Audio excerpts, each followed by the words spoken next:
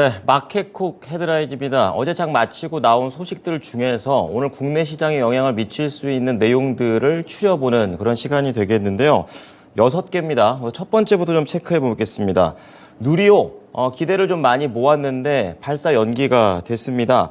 큰 문제는 아니라는 그런 내용인데요. 원래 어제 오후 6시 24분, 그러니까 저녁 먹을 때쯤에 이렇게 발사가 될 예정이었었는데 이게 연기가 됐습니다. 자, 이것과 관련해서 과학기술정보통신부 1차관이 발언을 했는데요. 자, 오늘 누리호 3차 발사 준비 과정 중에 어제가 되겠죠. 저온 헬륨 공급 밸브 제어와 관련된 과정에서 제어 컴퓨터하고 발사대하고 지금 통신 이상이 발생을 했다. 이렇게 얘기를 했고요.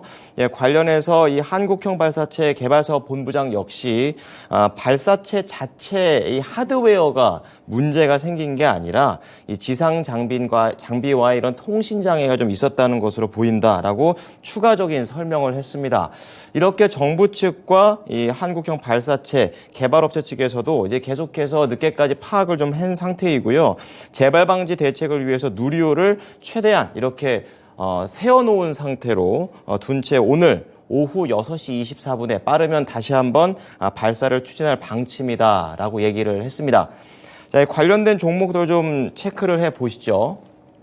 대표적으로 한국 항공우주 종목이 있겠고요. 어제 이제 장 초반에는 상승세를 보이고 있다가 이제 하락으로 전환된 상태로 약세 마감을 했고요.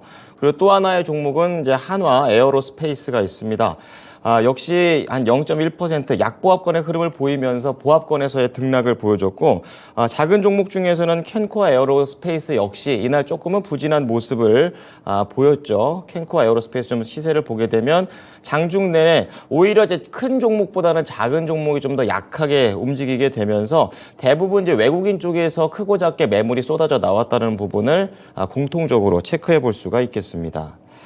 자, 두 번째 내용 넘어가 보겠습니다. 한화 에어로스페이스, 이건 좀 다른 내용인데요. 한화 그룹주들과의 그런 내용이 되겠습니다.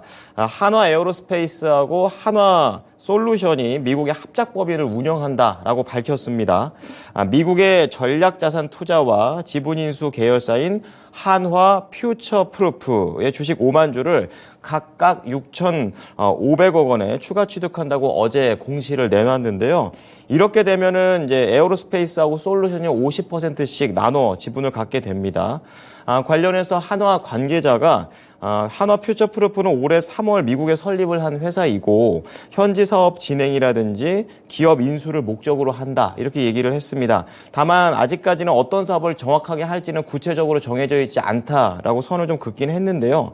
업계에서는 이것과 관련된 전망들이 나오고 있습니다. 양사가 이번 미국 합작 법인을 통해서 대표적으로 에너지 사업이라든지 UAM, 도심 항공교통 또는 이제 우주 항공 사업 분야에서 현지 기업들을 인수를 하거나 아니면 사업을 추진할 것으로 현재 전망하고 있다라는 그런 소식입니다. 자, 관련해서 한화 에어로스페이스는 방금 전에 좀 봐드렸고요. 한화 솔루션 좀 보도록 하겠습니다.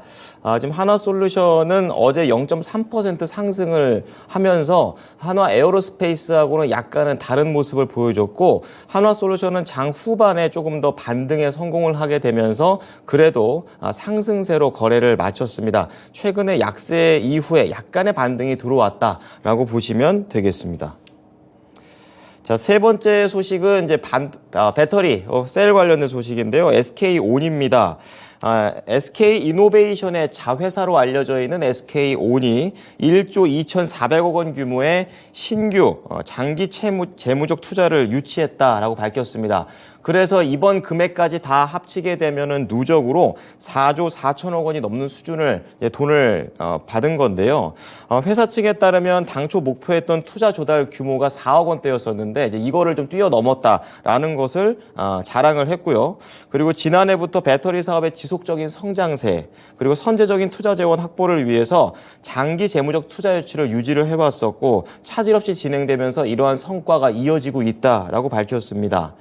추가로 SK이노베이션은 이제 SK온이 현대자동차 그리고 기아와 함께 이제 2조 원을 차입하는 것에 대해서 채무 보증을 한다고 공시를 내놓기도 했는데요. 자, 이로 인해서 자금 조달의 안정성을 계속해서 제고하는 그런 모습을 보여줬습니다. 네, 관련주로 이제 모 회사인 SK이노베이션 좀 체크를 해보겠습니다. 어제 SK이노베이션 같은 경우에는요, 0.1% 약세로 좀 거래를 마쳤고, 장중에는 특별한 방향성은 없는 상태였습니다. 외국인과 기관, 그러니까 외국인은 사고 기관은 팔면서 약간은 엇갈리는 그런 수급 공방이 이루어졌었고요. 또 대표적인 에너지 이제 셀사 중에 또 LG 에너지 솔루션이 있죠. 좀 체크를 해보게 되면요. 반대로 1.9% 아주 강한 상승을 보여주면서 장 초반에 비해서 장 후반까지 이러한 상승세를 쭉 이어가는 에너지 솔루션 상대적으로 더 강한 모습을 3거래일째 더 보여주고 있습니다. 또 삼성 쪽에서 삼성 SDI 좀 체크를 해보겠는데요. 삼성 SDI도 0.5% 상승하면서 역시 보합권에서 등락을 했고 어제 SK 관련된 이런 종목들만 다른 셀 사업사에 비해서 약간은 부진한 모습을 보여줬습니다. 오늘 이 투자 소식이 어떻게 반영이 될지 한번 체크해 보셔야겠습니다. 자, 아까 전에 이제 김민아 앵커가 게임주와 관련해서 중국에 대한 악재를 얘기를 했었죠. 관련해서 국내에서도 위메이드가 추가적인 개별 악재가 나왔습니다. 지금 여야가 어제 더불어민주당을 탈당한 김남국 의원이 이 가상자산 거래 보유 논란과 관련해서 입법 로비 의혹이 제기된 게임업체 위메이드의 국회 출입 기록을 제출하도록 의결을 했습니다. 이제 원래는 개인정보보호법 때문에 이런 거를 알려주면 안 되는데 이제 국회법에 따라서 소관 상임위인 운영위 의결로 요구를 했다라고 좀 밝혔고요. 앞서 이제 김남국 의원이 이 P2E 게임을 하면서 돈을 버는 이런 게임이죠. 이런 업체의 국회 입법 로비 의혹으로 좀 번져지게 되면서 해당 업체의 임직원들의 국회 출입 기록을 공개해야 한다는 주장이 나왔었고 이제 이게 여야가 합해서 의견을 모은 그런 내용이 되겠습니다. 관련해서 위메이드 관련된 그룹주들 전반적으로 좀 체크를 해보겠습니다. 지금 위메이드는 계속해서 조금 안 좋은 소식인데요. 어제 내내 2.8% 밀리면서 최근에 46,000원대에서 좀 횡보를 하고 있다가 이 부분을 살짝 깬 모습 나오고 있고 외국인하고 기관이 동반 매도세를 현재 보여주고 있습니다. 그리고 위메이드와 관련된 뭐 위메이드 맥스라든지 이런 종목들 보게 되면은 낙폭이 조금 더 큰 내용이 나와 있고 장중 내내 좀 더 개선되려는 움직임은 나오지 않았던 그런 흐름들을 체크해 볼 수가 있겠습니다. 자, 이제 위메이드에 이어서 5번째 소식 보도록 하겠는데요. 이제 한국과 인도가 수교 50주년을 맞이했다고 합니다. 이제 관련해서 경제인끼리 좀 뭉쳤다고 하는데요. 대한상공회의소가 어제 인도 투자 포럼을 개최했습니다. 지금 한국 측에서는 롯데케미칼 그리고 현대자동차, SK 측에서 참석을 했기 때문에 이것과 관련된 종목들 오늘 어떻게 움직일지 좀 체크해 보셔야 되겠는데요. 인도 상의 연합회 회장이 이날 개회사를 통해서 글로벌 공급망이 현재 재편되고 있는 그런 상황에 지금 한국과 인도의 협력이 더욱 공고해지기를 바란다라고 긍정적인 얘기를 했습니다. 또한 발제자로 나선 인도상의연합회 사무총장 같은 경우에는 조금 더 구체적인 내용도 했는데요. 한국과의 협력 분야로 반도체, 디지털, AI, 방산 이렇게 4가지 분야를 조금 더 강조를 했다고 합니다. 특히 이제 인도가 한국에게 조금 더 어필을 하기 위해서 인도의 반도체 시장에 대한 부분을 언급을 했는데요. 2026년까지 앞으로 한 3년도 안 남았죠. 630억 달러, 우리나라 돈으로 약 83조 원 규모로 성장을 할 것이다. 이렇게 얘기를 하게 되면서 한국의 반도체, 지금 인도와 좀 같이 가자라는 관점에서 또다시 얘기를 해줬습니다. 자, 마지막 소식 좀 체크해 보겠습니다. 제약 바이오 관련된 내용, 특히 이 바이오 기업과 관련된 내용인데요. 이 추경호 경제부총리 겸 기획재정부 장관이 어제 청주 오송에 갔습니다. 이제 여기에 왜 갔냐면 에이프로젠 회사죠. 이 공장을 방문을 한 건데요. 이 바이오 산업 육성 계획을 조만간에 발표할 것이다라고 언급을 했습니다.